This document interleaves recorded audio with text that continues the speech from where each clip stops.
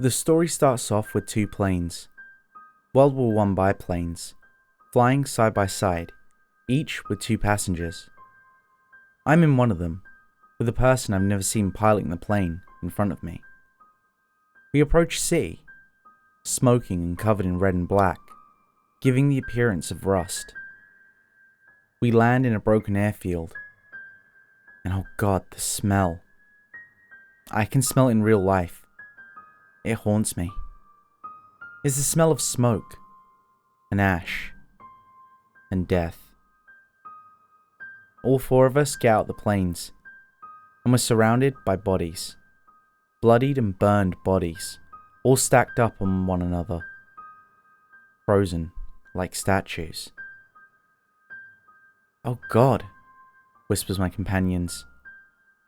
We split up into groups of two and head into the city, paired up like we were in the planes.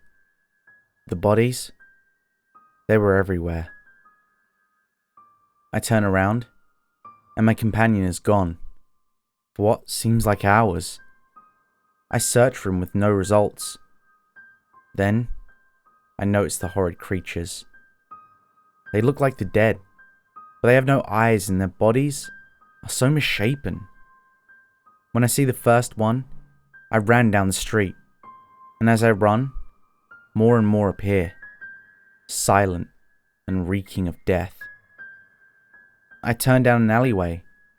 In the alleyway, there's a girl with her back turned to me, wearing a white dress.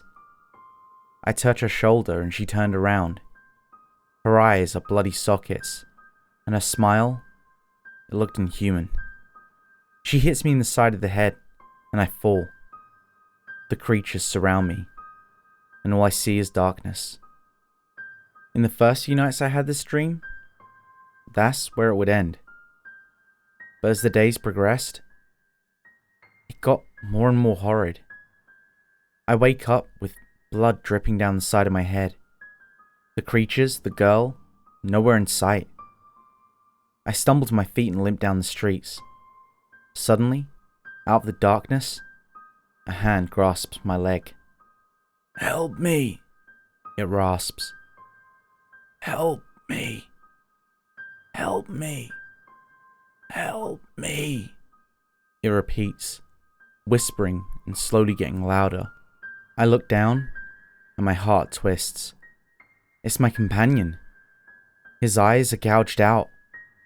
Half the top of his head is missing, one arm hanging by a thread. "Help me," he cries desperately. But all I do is stand there, numb. "Help me! Help me! Help me! Help me!"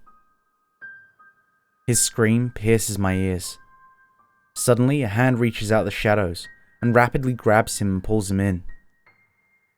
All I hear are his cries for help being cut short by the sound of flesh ripping and blood gurgling. I run, feet pounding on the ground, stumbling. The bodies that were once dead rise up, all crying for help. I come to a wall, and written in blood are coordinates to a place I just don't know. I turn around, and the whole city is upon me, crying for help. At the front is the little girl in white. The group comes down on me, wailing, rotten hands grabbing at me, and I wake up. Immediately I open my laptop to see if I can get my mind off the dream with some music. What I get is a picture. No, not a picture. A video of my companion, eyes gouged out, moving his lips silently. "Help me," is all they say. I close my laptop and cry. Every time I remember that dream, I cry. And they follow me, outside the dreamscape. The broken, burned, bloodied bodies. And I know they're real too. My friends see them. But I don't know what to tell them. One time, I went on Google Earth and typed in the coordinates I saw in the dream. I didn't get enough time to read the name though, because before I did, my computer shut down and the screams for help soon followed. Please, someone help me. Thanks for sticking around to the end. If you enjoyed today's story, make sure to leave a like. And if you want to see more stories like it, make sure to subscribe and hit that bell icon. That way you'll never miss a story. Oh, and don't forget to follow me on Twitter. That way you can keep up with the latest goings on in my life and the channel's.